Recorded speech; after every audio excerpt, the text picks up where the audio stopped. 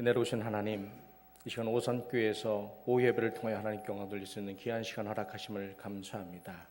주님의 계획 가운데 이 오산교회를 세우셨사오니 열방을 향해 복음을 전하고 선교하고 구주에게 부족하면 재단으로 쓰임받게 하여 주시옵소서. 무엇보다 단에 사오신 우리 부경한 목사님을 축복하여 주셔서 그 목양이 잘 되게 하여 주시옵소서. 맡겨진 영혼들을 잘 이끌어가게 하시고 열방을 향하여 하나님 말씀을 선포하게 부족하면은 목회자가 될 수 있도록 축복하여 주시옵소서. 이 부족 언약한 종 이 자리에 섰사오니 하나님 이 부족 언약한 종의 모든 것을 덮어주시고 하나님 영광만을 나타나는 귀한 시간이 되게 하여 주시옵소서. 감사하며 예수님의 이름으로 기도하옵나이다. 아멘. 할렐루야. 반갑습니다. 아까 목사님께서 소개하셨듯이 저는 조암교회에서 신학을 시작하게 되었습니다. 먼저 이곳을 인도하신 하나님께 영광을 돌리고 또 이 자리를 할애해 주시고 저를 초청해 주신 우리 부경한 목사님과 오산교회 우리 성도님들에게 진심으로 감사를 드립니다.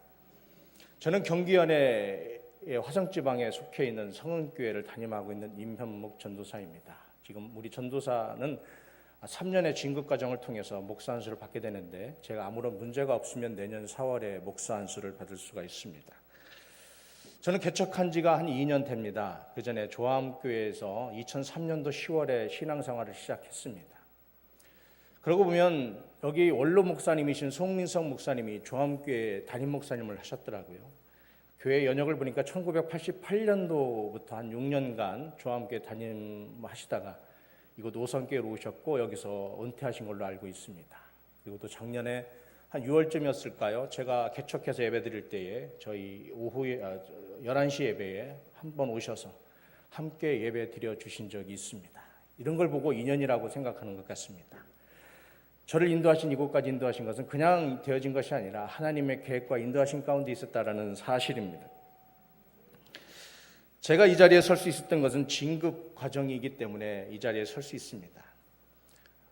아까 전도 목사님께서 소개해 주셨지만 제가 준회원 1년이고 이번에는 논문이 설교입니다. 주제 설교와 강해 설교를 해서 목사님께 이제 연회에다 제출하면 연회에서 각 이제 심사하실 목사님을 정해 주셔서 저에게 이제 편지가 오게 되는데 지금부터 한 5주 전에 우연치 않게 이제 기다리던 끝에 편지를 받았습니다. 편지를 개봉하는 순간에 제가 탄식의 소리를 지릅니다. 이게 기쁨의 탄식일까요? 걱정의 탄식입니다. 왜냐하면 우리 부경한 목사님은 우리 진급자들에게 있어서는 좀 깐깐한 이미지를 갖고 계신 목사님이십니다. 겉보기에도 딱 이렇게 나오시듯이 저희가 진급자들이 연회에서 모여서 어떤 할 때 목사님이 나오셔서 말씀하실 때마다 보면 하는 이제 그러한 걱정에 깐깐한 이미지를 가지고 있는데 순간 제가 등기로 이제 편지를 훔쳐보는 순간에 저는 놀랐습니다. 어떻게 보면 그 많은 목사님 중에서 하필이면 왜 부경한 목사님이 제 편지를 받았을까? 왜 내 논문을 심사하실까? 얼마나 이제 꼬이겠다라는 이제 생각을 하게 됩니다. 별의별 생각을 하게 되죠. 결국은 이제 마음을 가라앉히고 이제 목사님께 전화를 드렸습니다. 근데 목사님 받으시더니 나중에 논문을 읽어보고 다시 연락을 주겠다. 그 말씀을 하셨습니다. 이제 연락을 끊고 한 2주를 초조하게 기다립니다. 그러는 사이에 다른 전도사들과 한번 이야기를 해봅니다. 너는 어떤 목사님이 심사하시냐? 너는 어떤 목사님이 심사하시냐? 물어볼 때에 다 그냥 그만한데 제가 얘기합니다. 부경한 목사님이 내 논문 심사하시다니까 다 걱정의 위로를 해주시더라고요. 그만큼 진급자들에게서는 부경한 목사님, 왜냐하면 연애 진급 과정 위원장이시기 때문에 모든 과정은 FM대로 하실 수밖에 없는 상황이겠죠. 그게 하필이면 제가 걸렸다라는 겁니다.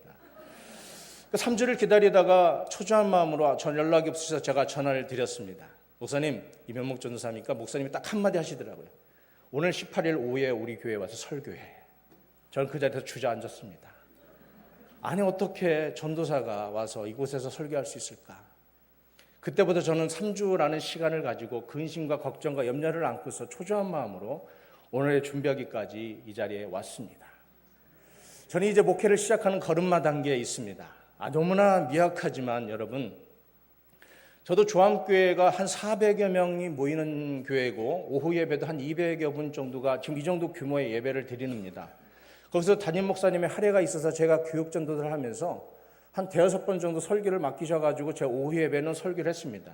그런데 거기는 홈그라운드이기 때문에 부족할지라도 다 아는 얼굴이고 또 제가 못하더라도 다 나중에 격려해 주시고 하는 입장이지만 여기서는 제가 지금 평가를 받는 입장이기 때문에 무지하게 떨리고 있습니다. 어떤 분은 보니까 지금 제가 얼굴을 보니까 두 개로 보이는 사람이 있습니다. 제 시력이 1.5, 1.2인데도 불구하고 지금 이만큼 제가 지금 설레이는 마음으로 긴장된 모습으로 서 있다는 겁니다.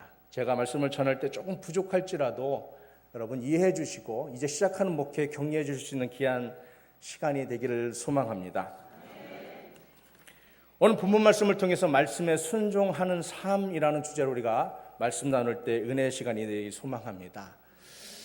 혹시 제가 찬양을 좀 부탁을 했는데 혹시 PPT 준비되셨나요? 혹시 반주자 약보 받으셨나요? 제가 좀 오늘 찬양에 관련된 말씀을 좀 찬양을 하고 싶어서 미리 이렇게 말씀드렸는데 좀 준비가 안 된 것 같습니다. 혹시 주님 말씀하시면 여러분 찬양 아시나요? 네. 혹시 반주자 악보 제 것만 가지고 드리면 제가 가사를 몰라서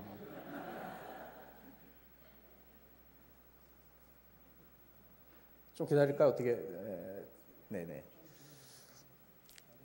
자, 오늘 먼저 여러분에게 질문을 해봅니다. 오늘 본문의 말씀을 요지를 보면 주님을 사랑하는 자가 주님의 말씀을 지킬 것이고 그 말씀을 지키는 삶 가운데 삼위일체 하나님께서 함께 하신다라고 분명히 말씀하고 있습니다. 그렇다면 결론은 이겁니다. 주님을 사랑하는 자가 주님의 말씀을 지키는 것이 우리 삶의 핵심입니다. 자, 그렇다면 여러분 이곳에서 예배드리기 위해서 모여주셨습니다. 그렇다면 주님을 믿는 믿음의 삶을 살아가고 계십니다. 그렇다면 여러분에게 있어서 물어봅니다. 과연 하나님의 말씀에 얼마만큼 순종하며 삶을 살아가고 계십니까? 본문의 말씀을 보게 되면 나를 사랑하는 자가 내 말을 지킨다라고 분명히 말씀하고 있습니다. 자, 그렇다면 신앙의 삶이라는 것은 내가 살았다 말았다 하는 것이 아니라 매일같이 신앙의 삶을 살아가는 것을 분명히 말씀하고 있습니다. 여러분이 하나님을 믿는 믿음의 신앙의 삶을 살아간다면 과연 매일매일 살아가는 데 있어서 하나님의 말씀을 얼마나 들으시면서 그 말씀의 삶을 살아가고 계시냐 하는 것입니다. 한번 스스로 자문해 보시기 바랍니다. 내가 매일 365일 내가 죽는 그날까지 하나님을 믿는 믿음의 삶을 살아가는 데 있어서 내게 주시는 말씀을 얼마나 순종하며 그 말씀의 삶을 살아가고 있느냐는 것입니다. 사랑이라는 것은 많은 단어, 많은 종류가 있습니다. 그러나 철학적으로 말할 때는 사랑은 4가지 종류가 말할 수가 있습니다. 남자와 여자 간에 사랑할 수 있는 것을 에로스의 사랑이라고 합니다. 그리고 부모 자식 간의, 형제와 형제, 자매와 자매 간의, 가족 간의 사랑을 스트로크의 사랑이라고 합니다. 그리고 스승과 제자와의 사이, 친구와 친구의 우정적인 사랑을 필레오의 사랑이라고 합니다.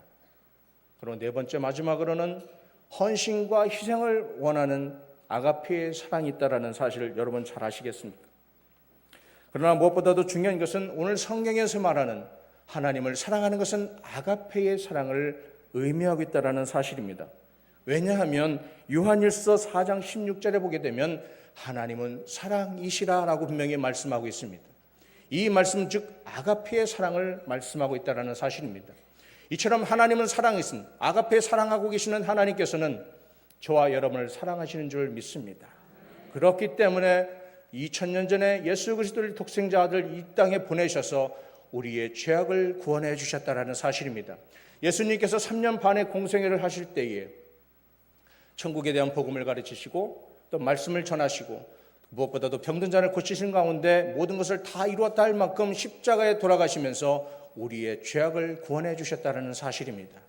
이것이 곧 하나님이 저와 여러분을 사랑하는 아가페의 사랑을 본을 보이셨다는 사실입니다.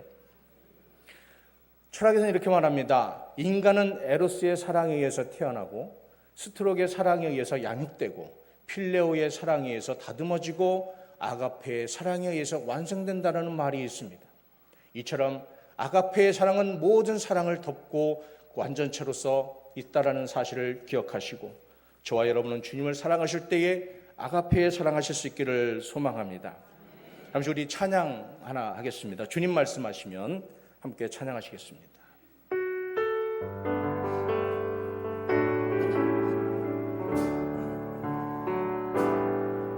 주님 말씀하시면 내가 나가리라. 주님 뜻이 아니면 내가 멈춰서리라. 나의 가고 서는 것 주님 뜻에 있으니 오 주님 나를 이끄소서. 주님 말씀하시면 주님 말씀하시면 내가 나가리라. 주님 뜻이 아니면 내가 멈춰서리라. 나의 가고 서는 것 주님 뜻에 있으니 오 주님 나를 이끄소서. 뜻하신 그곳에 나 있기 원합니다. 이끄시는 대로 순종하며 살리니 연약한 내 영혼 통하여 일하소서. 주님 나라와 그 뜻을 위하여 뜻하신 그곳에 나 있기 원합니다. 이끄시는 대로 순종하며 살리니 연약한 내 영혼 통하여 일하소서. 주님 나라와 그 뜻을 위하여 오 주님 나를 이끄소서. 할렐루야. 주님을 사랑하는 데 있어서 여러분 아가페에 사랑하실 수 있기를 소망합니다. 성경에 나오는 이야기가 있습니다. 요한복음 21장을 보게 되면 예수님과 베드로의 이야기입니다. 예수님께서 십자가에 돌아가신 후에 다시 부활하셔서 흩어진 제자들에게 찾아오실 때에 베드로는 다시 자신의 삶의 터인 어부의 길을 가고 있을 때에 베드로에게 오셔서 함께 식사를 하신 후에 베드로에게 물어보십니다. 네가 나를 사랑하느냐? 네가 나를 사랑하느냐? 네가 나를 사랑하느냐? 라고 물어보십니다.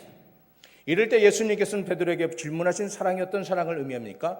첫 번째와 두 번째의 사랑은 아가페의 사랑을 물어보십니다. 네가 나를 위해서 내가 너를 희생했던 것 같이 너도 나를 희생하며 사랑할 수 있겠느냐라고 물어보십니다.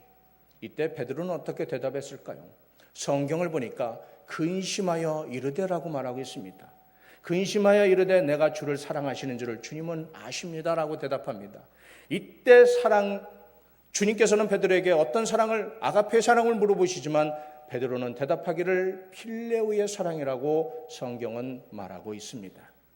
왜 그럴까요? 주님께서는 자신을 위해서 십자가에 그 모든 것을 흘리시고 돌아가셨음에도 불구하고 그런 사랑을 베풀어 주셨음에도 불구하고 베드로는 받아들이기를 나는 그만큼 주님을 사랑하지 못합니다. 단지 친구와 친구의 관계적인 우정, 스승과 제자의 관계 속에 있는 필레오의 사랑을 대답하고 있다는 사실입니다. 예수님께서도 네 은혜가 족하다라고 말씀하십니다. 베드로가 예수님에게 그렇게 대답할 수 없었던 것은 우리가 잘 알고 있듯이 예수님이 십자가에 못 박히시기 전날 잡히셨을 때에 3번 부인한 것을 잘 알 수가 있습니다. 사랑하는 여러분, 베드로는 주님을 부인했던 적이 있던 사람이었지만 저와 여러분은 주님을 배반하지 아니하고 부인하지 않는 삶을 살아가실 수 있기를 소망합니다.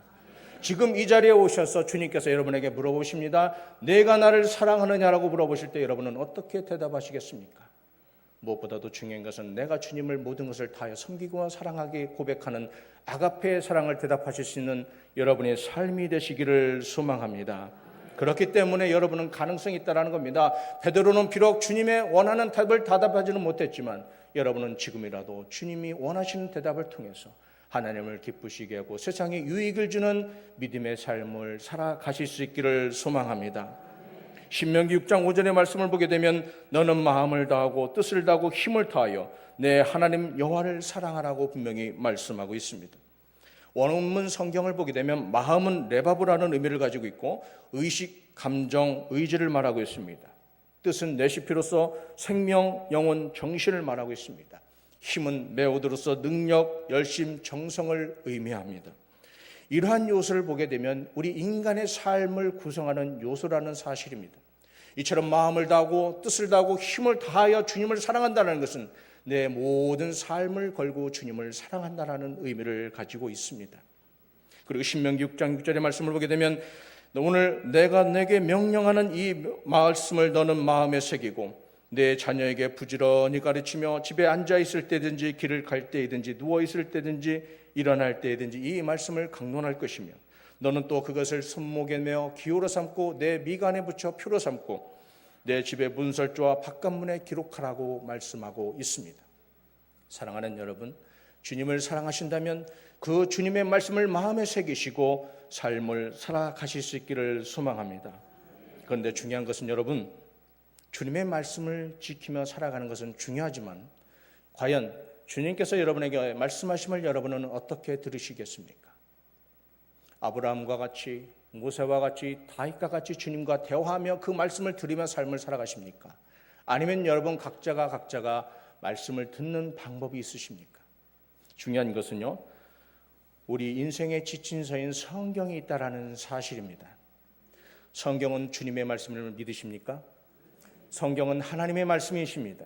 성경을 읽는 것이 곧 하나님의 말씀을 듣고 거기서 말씀하신 것을 우리가 지키며 살아갈 수 있다는 사실입니다. 디모데후서 3장 16절로 17절의 말씀을 보게 되면 모든 성경은 하나님의 감동으로 된 것으로 교훈과 책망과 바르게 함과 의로 교육하기에 유익하니 이는 하나님의 사람으로 온전하게 하며 모든 선한 일을 행할 능력을 갖추게 하려 함이라 이렇게 말씀하고 있습니다. 이것이 곧 우리가 하나님의 말씀을 지키며 살아야 할 이유가 여기에 있다는 사실입니다. 그리고 히브리서 4장 12절의 말씀을 보게 되면 하나님의 말씀은 살았고 활력이 있어 좌우의 날생 검보다도 예리해서 혼과 영과 골수와 관절을 쪼개고 그 마음의 생각과 뜻을 판단하신다라고 말씀하고 있습니다. 이 말씀을 통해서 하나님의 말씀은 우리의 삶을 이끌어 가심을 분명히 말 수가 있습니다.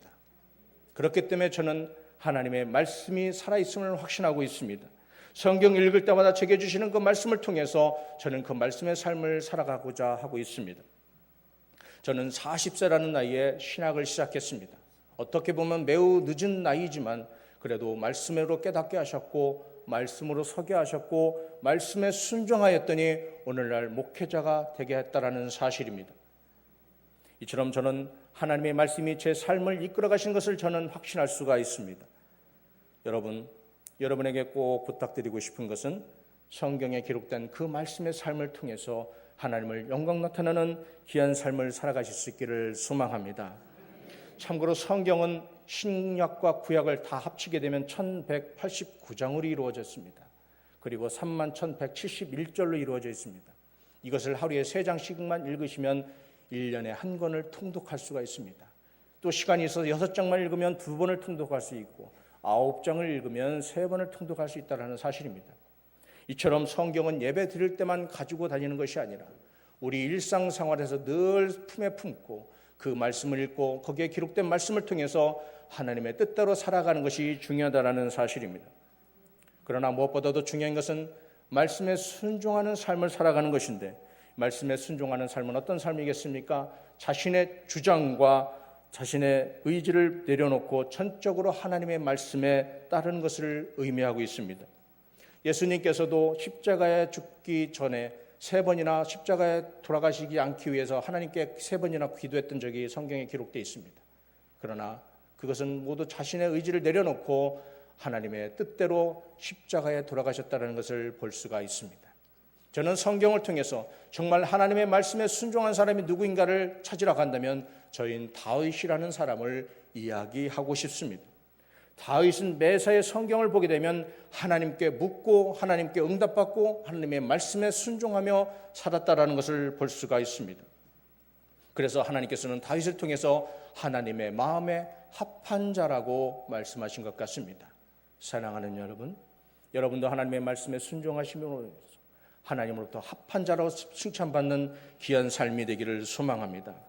다윗은 매사에 하나님의 말씀에 순종함으로 인해서 좋은 결과를 얻었다는 것을 저와 여러분은 잘 알고 있습니다.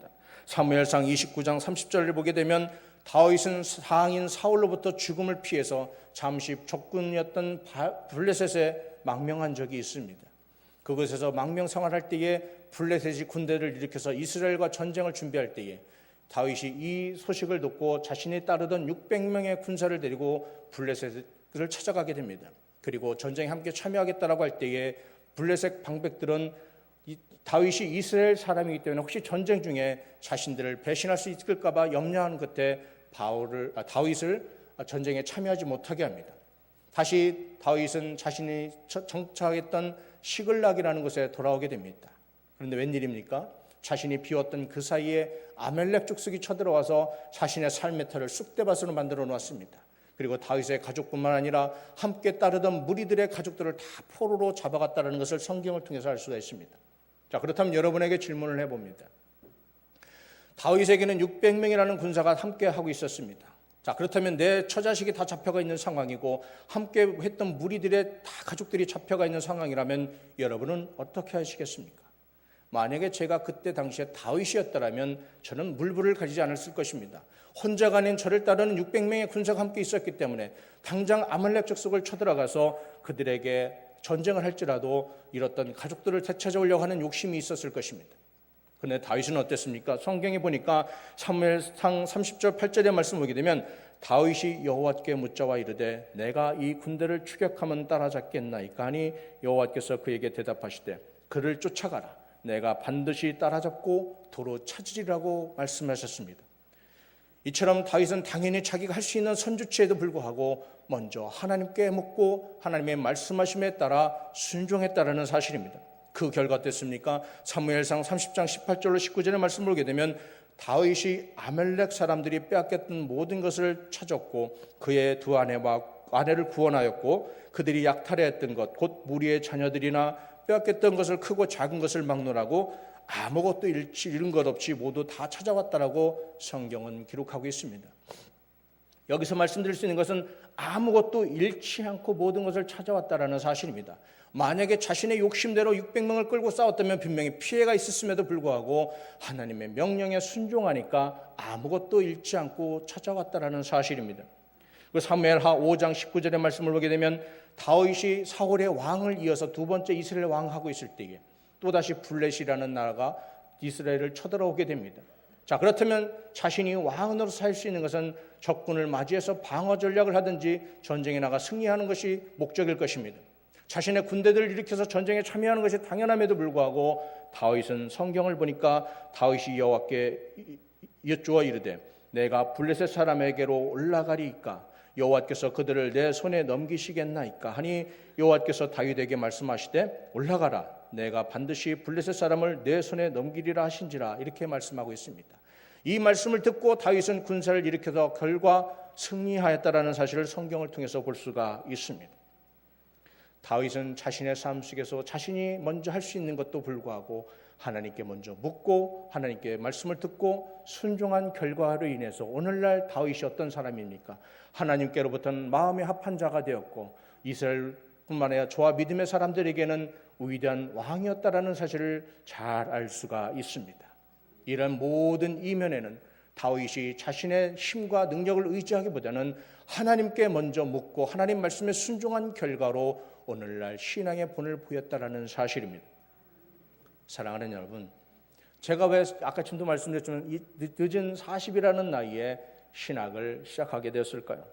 저는 고향이 충남 홍성입니다. 그곳에서 태어났고 거기서 초중고를 다녔고 결혼을 했고 2003년 조암에 이사 오기까지 그곳에서 삶의 터를 가졌었습니다.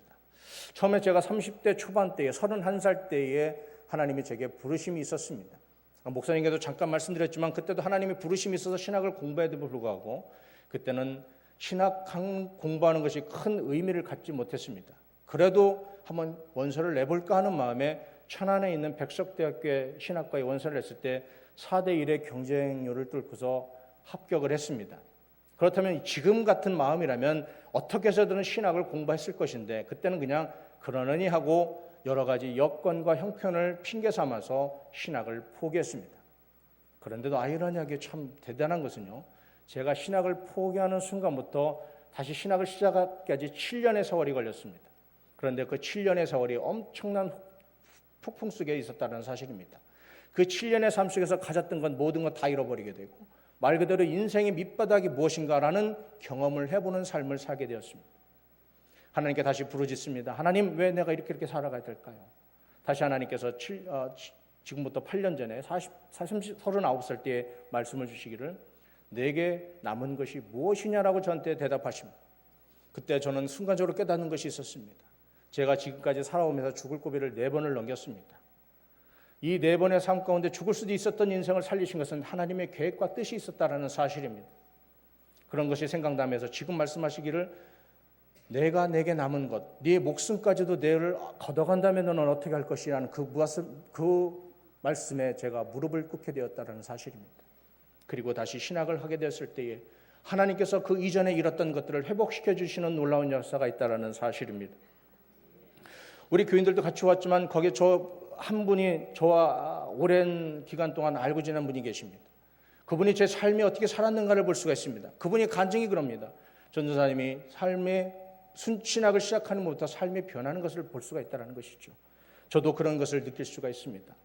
예전에는 정말로 뒤엉켰던 모든 일들이 하나님의 말씀에 순종해서 신학을 공부하고 다시 신학을 시작하니까 하나님께서 실타래가 풀리듯이 엉켰던 일들을 하나씩 풀어주시는 것을 느낄 수가 있습니다.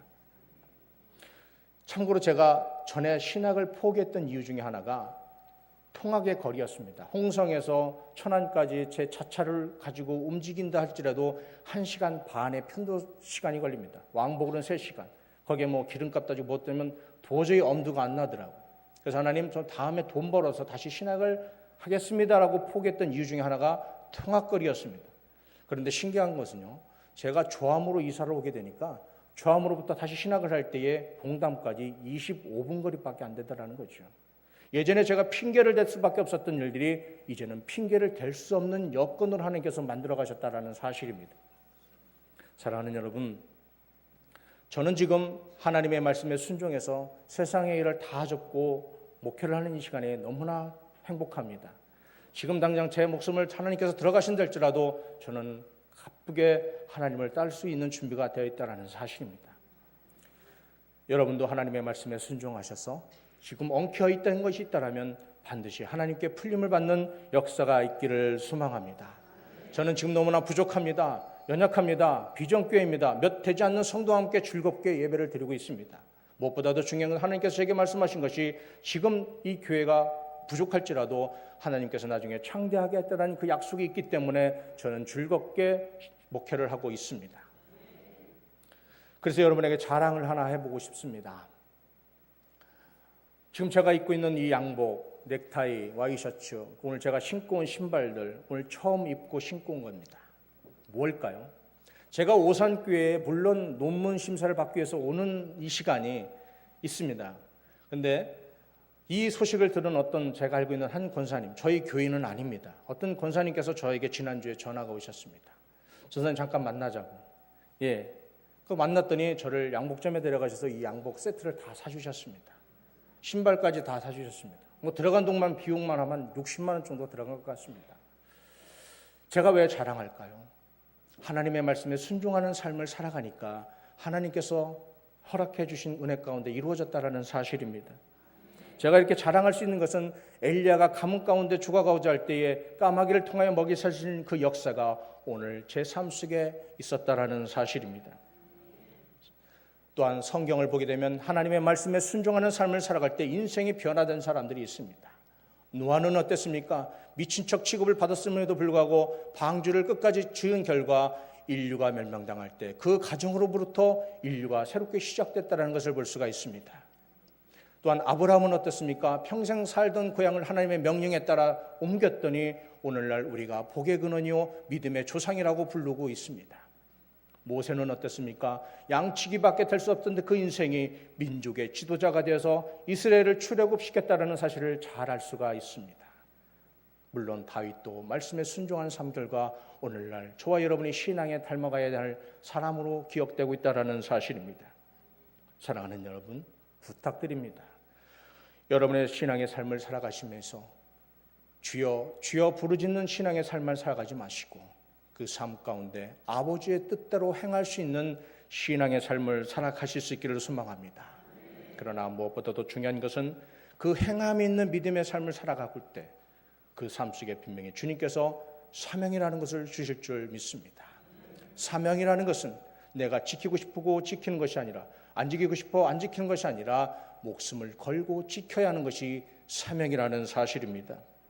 저는 목회의 사명을 주셨기 때문에 세상의 일을 못하게 하시고 목회의 길을 가게 하셨고 그로 인해서 목숨을 지켜서 여러분에게 또 어딜 가서든지 말씀을 전하고 말씀을 가르치는 사명을 감당해야 할 것이 제 사명인 것입니다.